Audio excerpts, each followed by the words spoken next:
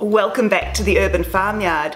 In today's video, I'm going to show you how I transformed this pantry from an absolute pigsty into a veritable work of art. Let's go take a look.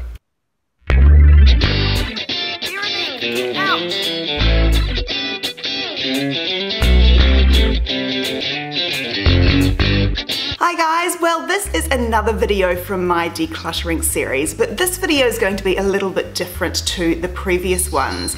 I'm going to show you an area of the house that I've already decluttered and organised, and it is this area.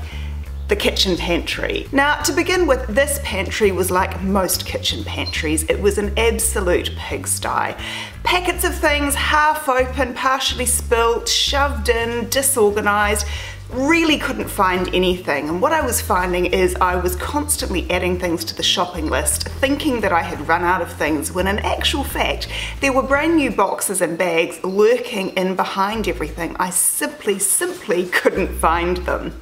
So today I'm going to show you how I went about transforming this pantry. Now, like most pantries, this is an older style of pantry. It's basically just a big closet. It's got really deep shelves, which, as you know, are an absolute pain because it's very easy to shove more and more stuff into them and you can't tell what's there. So let's show you how I went about organising it. As with all my organisation projects, the first thing I did is take absolutely everything out. From there, I gave the pantry a really good clean and I went through and I purged everything that was expired or that I simply wasn't using. Now, in this house, we basically operate a zero waste system. So everything that came out of this pantry, which I couldn't use or wasn't going to use, ended up going to our happy little flock of hens, who were absolutely delighted to receive my cast-offs. From there, I went through and categorised absolutely everything. I grouped like items with like to figure out what I had there, and then I went through and figured out what sort of storage containers I needed. Storage containers really are the key to a perfectly organised pantry. The pantries that end up completely disorganised tend to be the ones where you just retain all the supermarket packaging and shove everything in as it came into the house. Now, the reason why that isn't a great idea is it doesn't make good use of space. You end up with packages that are all sorts of shapes and sizes, most of them are not resealable, and they just create an awful lot of clutter. The other thing they aren't good at doing is using vertical space, and this is one of the keys to organising a pantry. Most pantries have got quite a big distance between shelves. As you can see here, there's a lot of distance here. And the key to really utilising the space is to use not just the surface area of each shelf, but to use the full height. And you really can't do that if you are just storing everything in the original supermarket packaging. So I went through and wrote a list of absolutely everything that I had which didn't have its own specialist container. And that list was pretty extensive. From there, I went and started shopping. Now, when I started decluttering this particular pantry, I already had a lot of containers which I'd bought over the years, and I'll show you the containers I've been using. The containers I've chosen to use are from an Australian company called Telfresh Decor. They're available at the Container Store in the US, and they're available in multiple outlets across Australia and New Zealand. What I love about these containers is they are completely airtight. When they're on sale, they're pretty well priced, and they absolutely last. This particular container I have had for 10 years, and it is still going strong. It hasn't discoloured, it hasn't become scratched or marked, and it hasn't split, cracked, or stopped sealing properly, so they really do work. What I also love about these particular containers is they're modular, so you can get them in a variety of different sizes, and they all stack perfectly together. Now, that is really good for using all the vertical space on each of your shelves. Another advantage of these particular containers is they are rectangular. Now, that's really important. My strong preference is to avoid using round containers. I know that there are some beautiful round containers out there, but they don't make particularly good use of space. They don't nest in easily together, and they leave lots of clear space around the perimeter which you could actually be using for storing things. So these Telfresh decor containers are really worth investing in.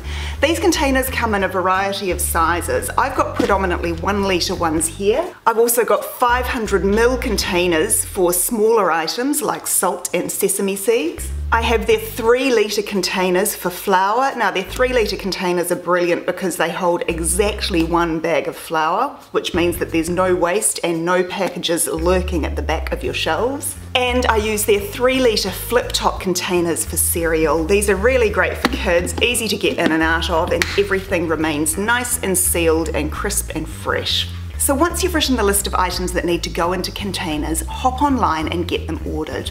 As I've mentioned, I've used predominantly 1 litre containers, 500ml containers and 3 litre containers in my pantry.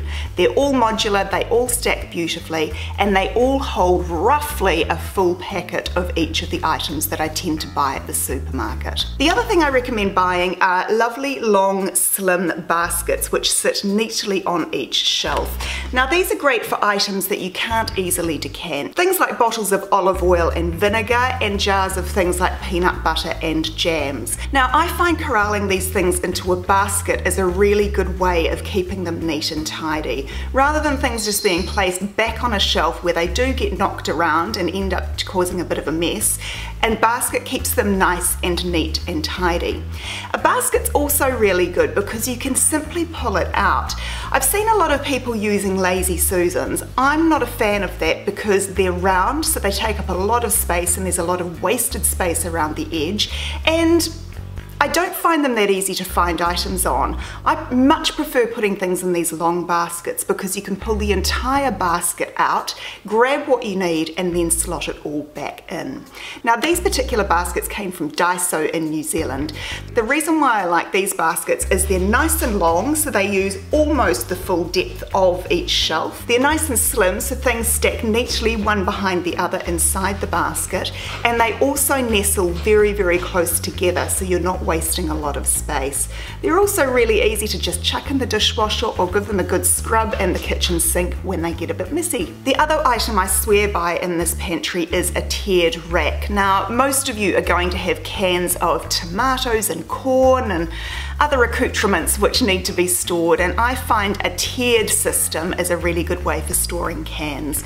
It enables you to line them up in perfect lines, and it enables you to see exactly how many you've got of each type of item just at a glance. You don't have to pull everything out, so that's something else that's worth adding to your shopping list. The other thing I recommend adding to your shopping list is a set of pantry labels. Now by all means you can get your label maker out or you can hand write on each container, but I just prefer the uniform look of these beautiful labels. Now the ones I've used are from a company called Rosie's Studio. They come in a big pad, and I've found with the exception of 1 or 2 items, most of the labels that I've needed were actually in this pad. Now for the items that weren't included in this pad, what I did is I bought a couple of extra pads, I cut out the individual letters and I meshed those together to create labels for the items that were missing. Really easy, and they look really beautiful. Once your containers arrive, it is time to start sorting properly. So get into every one of those packages that you've pulled out of your pantry and get it into its own labeled container. This is going to make such a difference to the way that your pantry looks,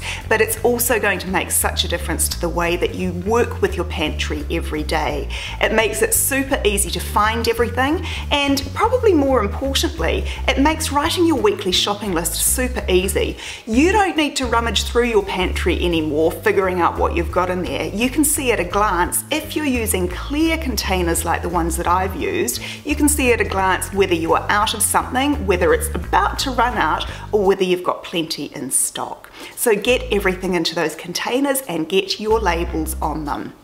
From there, it's time to start popping everything back. Now, wherever possible, I try to put the same size of container on each of my shelves, and in general, put the same types of item in each size of container. This makes it look better, and it also makes it really easy to find things. If you have all your different types of sugar grouped together, you know exactly where to go hunting for sugar. The same with flour, the same with spices, the same with little items like chia seeds and sesame seeds. So group like things together.